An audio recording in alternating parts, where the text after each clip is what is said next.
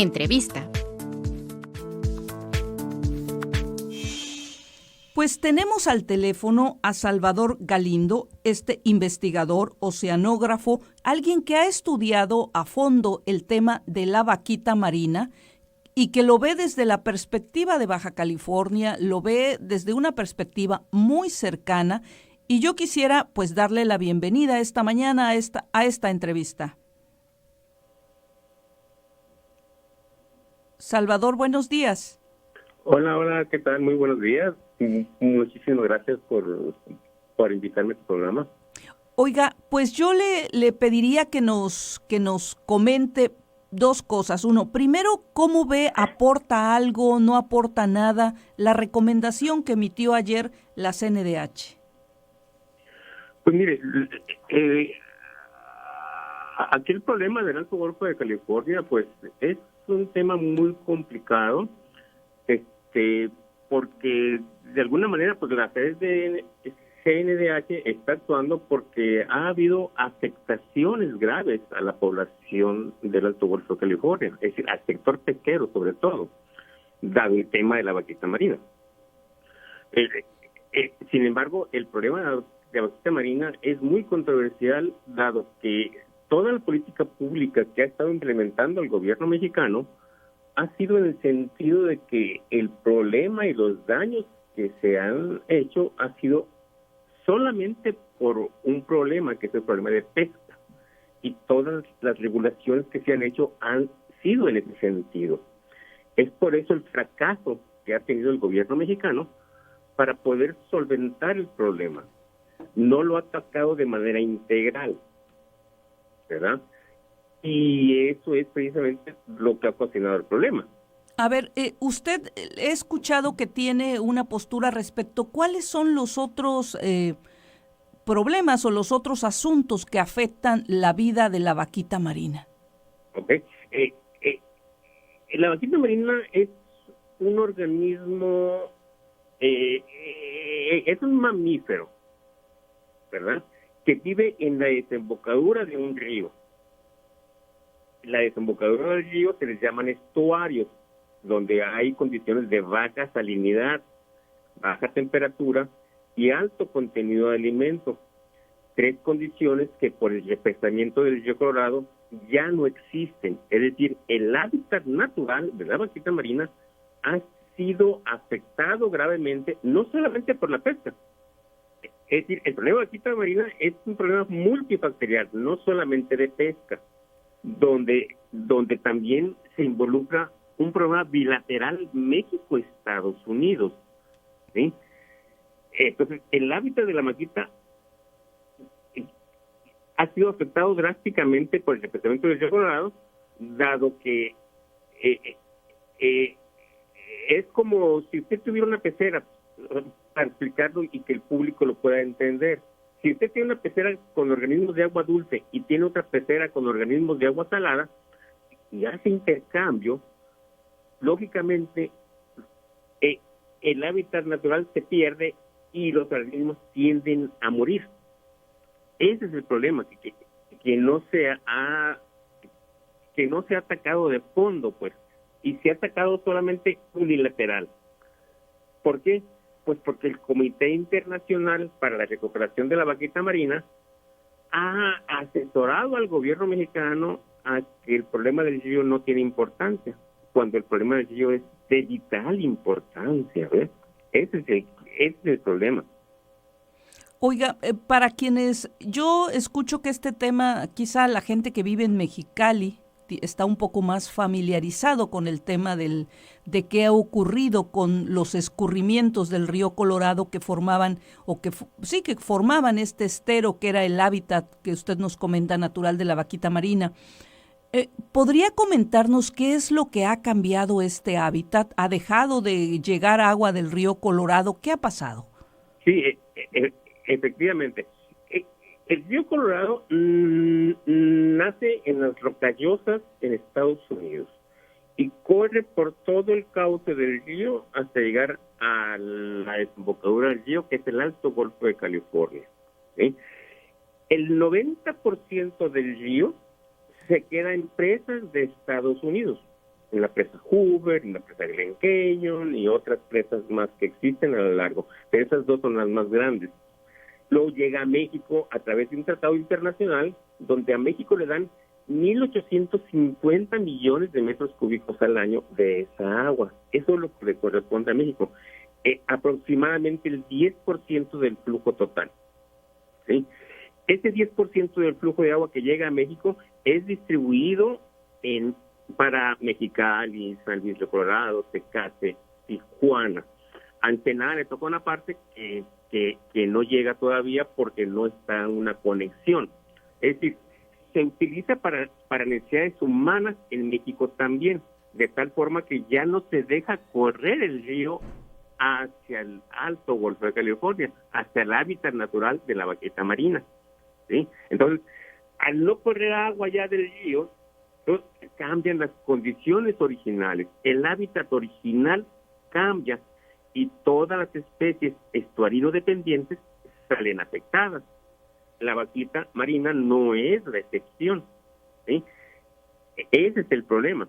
Y entonces para poder atacar el problema de fondo, se debe atacar de manera integral, no solamente desde el punto de vista pesquero, sino también desde el punto de vista ambiental, que de alguna forma la CDNH lo dice dentro de su escrito. Sin embargo, la autoridad nunca ha atacado el problema de fondo desde el punto de vista ambiental. Es decir, no solamente la Semarnat, la SADER, la Profepa, que son instituciones mexicanas, deben de atacar el problema, sino también lo debe de atacar la Secretaría de Relaciones Exteriores, quien debe de llegar a una mesa de negociación con Estados Unidos, dado que el problema del Alto Golfo de California no solamente es el problema de vaquita marina y totoaba, sino que también es un problema de toda la ecología estuarina del Alto Golfo de California. Hay otras especies que han desaparecido, hay especies que están a punto de desaparecer, como la almeja mulina, por ejemplo. El ciclo biológico de la totoaba ha cambiado, ¿verdad? Entonces, todo el Alto Golfo de California ha sido drásticamente impactado por el represamiento del río, y es un tema que no se ha querido tocar, no se toca y no se aborda. Oiga, ¿y por qué, todas las perdón? políticas que ha iniciado el gobierno mexicano han fracasado. Oiga, y perdón, ¿por qué solamente se han enfocado, usted como especialista, por qué cree que solo se han enfocado en la vaquita marina? Bueno, es una especie emblemática que en Alboror el Comité Internacional, de ahí se agarraron los del Comité Internacional, para intentar salvarla. Ellos son gentes que se han dedicado a los mamíferos marinos. La vaquita marina es un mamífero marino, y dicen, bueno, pues agarremos a este organismo e intentemos salvarlo. Ellos han tratado de salvarlo, pero han tenido una posición equivocada, y además, no solamente han tenido una posición equivocada, sino que han manejado mal la información científica para justificar que el río Colorado no afecta. Eso es más grave. Es decir, es un mal manejo de la información científica de científicos que se dicen expertos. O sea, ¿usted considera que ha afectado más a la desaparición de la vaquita marina, la alteración de su hábitat a partir de que los escurrimientos del río Colorado han disminuido, que la pesca? Definitivamente. La pesca no se puede descartar, ¿no? La pesca no se puede descartar.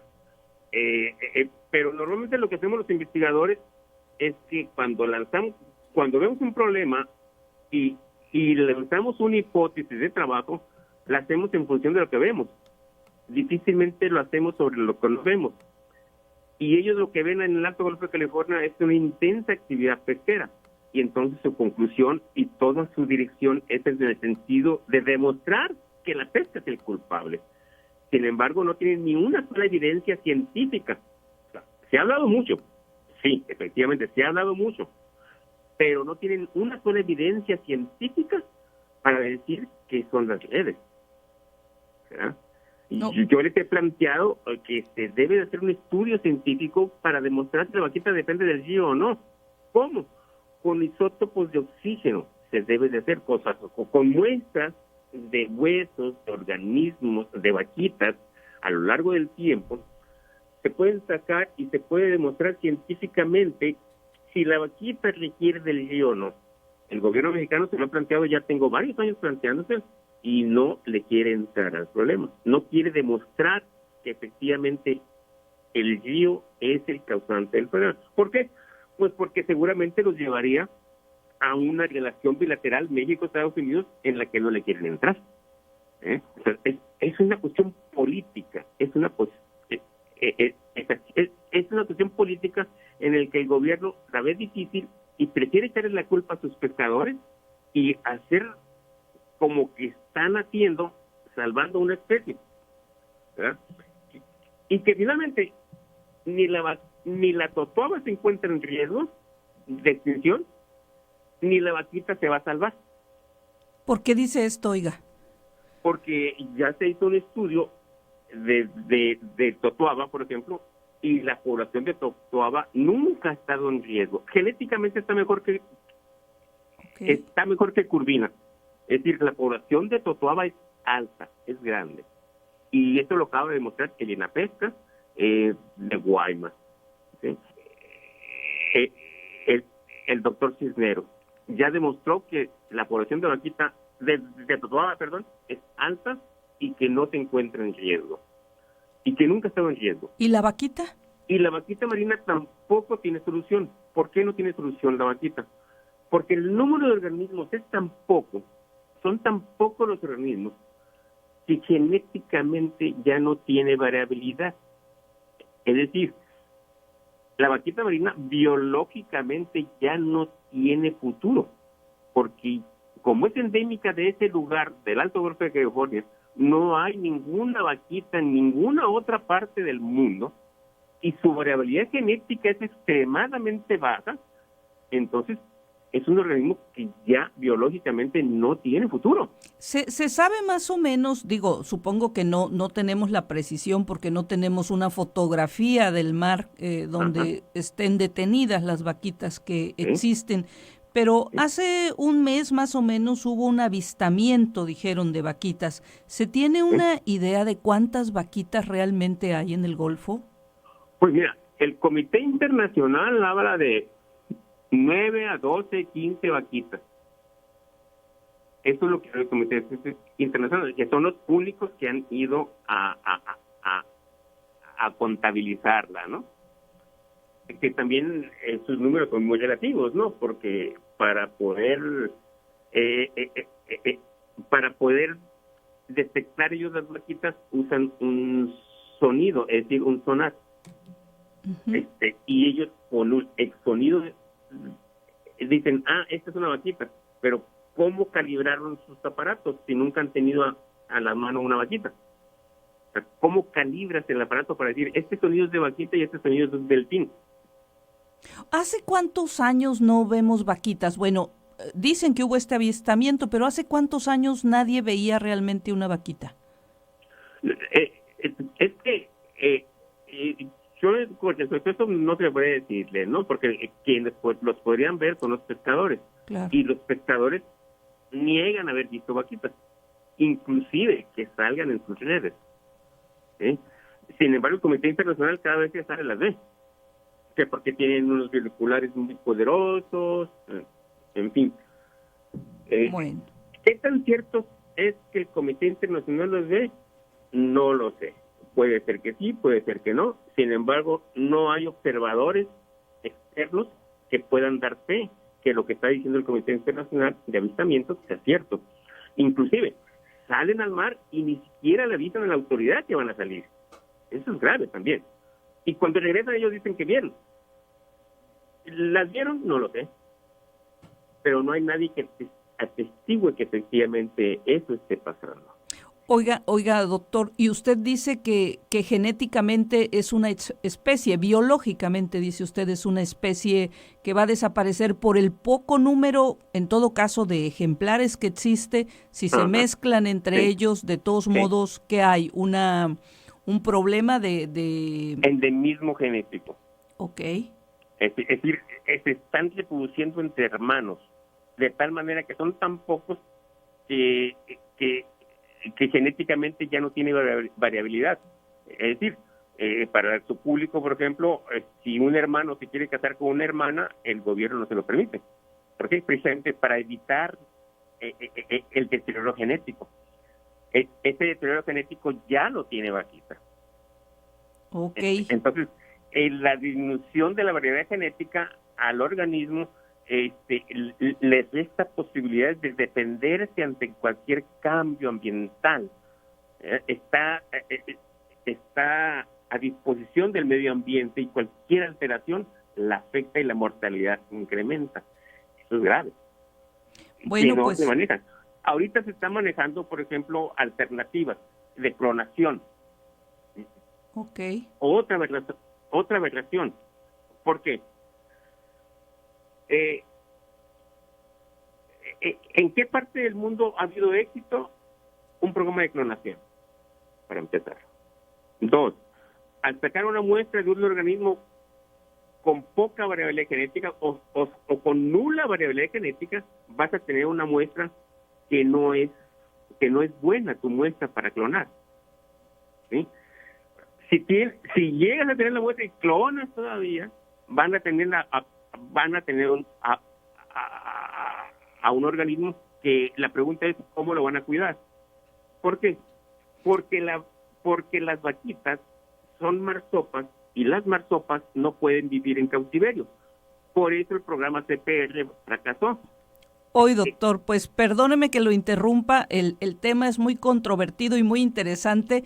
Si nos espera un momento, tenemos que ir a un corte comercial. Claro que sí.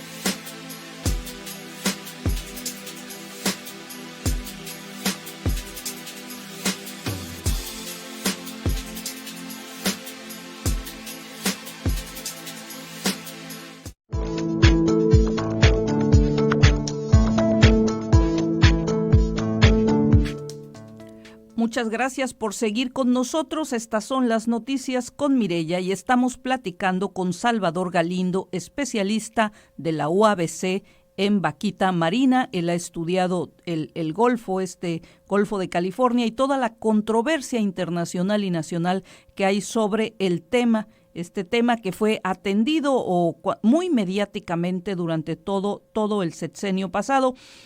Salvador, díganos, estábamos comentando de la poca viabilidad genética que tiene de sobrevivir esta vaquita marina. Nos dice también que la totoaba no está en peligro de extinción. ¿Usted qué considera? ¿Tendría ya que levantarse las restricciones a la pesca? ¿Habría que vender la totoaba? Digo, comercialmente sería muy bueno, tiene un alto costo en el mercado internacional la totoaba, por esto del buche, y ahora incluso hay un problema de ilegalidad que ha hecho de persecución, de encarecido los buches de totoaba. Yo sé que usted es básicamente un especialista en medio ambiente, pero ¿cómo interviene la otra parte que hay que ver de un problema que no solamente es del medio ambiente, sino que se convierte también en un problema social? Sí. Pues mire, el sector pesquero de hecho tiene una propuesta, ¿sí? Ellos dicen, bueno, si la población de totoaba está sana y hay muchos organismos, permítanos hacer una extracción controlada. Es decir, ellos dicen, bueno, permíteme sacar 10 ejemplares por embarcación y permíteme comercializarlo, dicen ellos. O sea, no hacer una explotación comercial como se hacía en los años 40, ¿sí? En el que sacaban grandes cantidades de totoaba. Ellos dicen, vamos a hacer un programa integral en la que protejamos al organismo, pero que nos permitan tener recursos económicos y me dejes de dañar a la economía de un pueblo. Hagamos una extracción, como dicen ellos,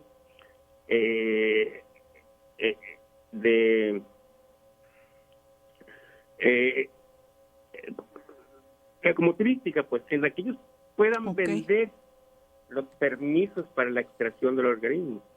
¿Me permites venderlo, el permiso para que se extraiga de manera turística?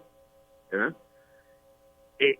Sacamos dinero a los pescadores y nivelamos nuestra economía, además de que podemos vender el producto. Esa es la propuesta que traen los pescadores, pero no se les ha hecho caso tampoco, pues. Bueno, maestro. Por el tema de la vaquita marina, pues. Es que dice, es que el problema de vaquita marina es el problema de totoaba. Claro. Y entonces, por ahí está el problema y está atorado ahí.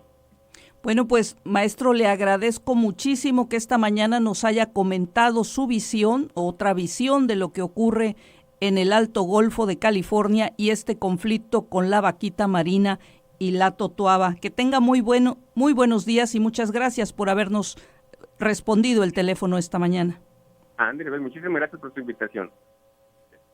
Y estamos a sus órdenes. Muchas gracias, buen día.